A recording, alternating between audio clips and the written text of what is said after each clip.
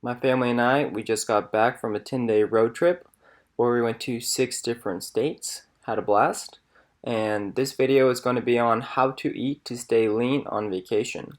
So to start, there are 3 different options you have on how to eat while you're on vacation. So the first option would be to not really pay attention to your diet and to strictly just eat as much as you want whenever you want. And in doing that, you're probably going to be gaining a few pounds of fat because you'll be eating in a calories surplus. The second way to eat would be to eat in a strict and healthy diet while you're on vacation. And in doing this, you would be sitting there in the restaurant eating your healthy salad while everyone else is enjoying their amazing food, and you will most likely be suffering. But if you can do this, props to you. I couldn't. So the third way is the way that my family and I ate, and that is to bring a lot of your own food and eat that for 2/3 of your meals, and then eat out once a day. We did this for 2 reasons. One, to try to stay as healthy as possible because the foods we brought were low calorie dense foods that were good for your body, such as for breakfast we would have protein shakes, and then we brought good, healthy granola bars and low calorie popcorn to snack on during the day. Then we also had made some homemade salsa before the trip, and we brought that along with some tortilla chips to also snack on during the day before our eating out once a day.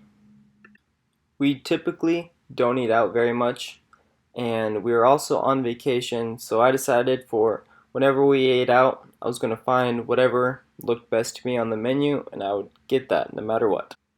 The food I ate while eating out was absolutely amazing. I ordered pizza, I had hamburgers, I had tacos, I had ice cream, I had creme brulee.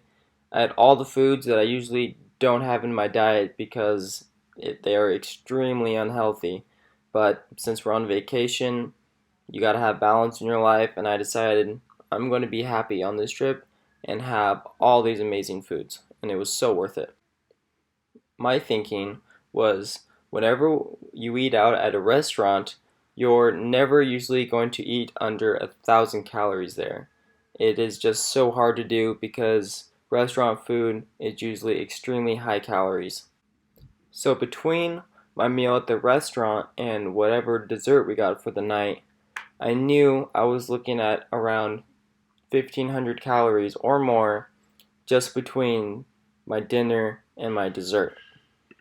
Knowing that my caloric maintenance level is around 2,500 calories, which means 2,500 calories is the amount of calories in a day that I can eat for my body to initially stay the same, and so I wouldn't be losing any fat, but at the same time I wouldn't be gaining any fat. With that background knowledge, you would take my 2,500 caloric maintenance level, subtract that from the 1,500 that you know you're at least going to eat while you're at dinner and dessert, would leave you with about 1,000 calories to eat before that dinner meal during the day.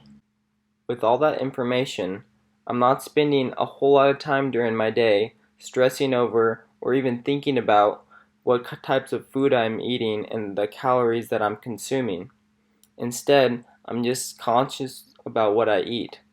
I will take a few seconds just to look at the back of a food label to see how many calories I should be eating, give or take, with this particular food. Over the course of the trip, I never starved myself, I never went hungry.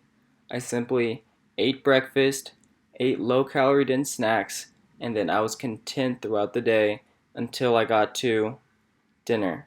Another thing that helped out with that was drinking coffee, because coffee has a lot of caffeine in it, and caffeine helps to subdue your hunger. Once we got back from the trip, I looked in the mirror and I hopped on the scale, and then woohoo! I weigh and look the exact same as before we left, and that is a good thing. However, just because my body looks the same and weighs the same as before the trip, that doesn't mean that my body is just as healthy as I was before. Because what you eat determines your health. but how much you eat determines your weight. I hope you were able to learn something out of this, and thank you for watching.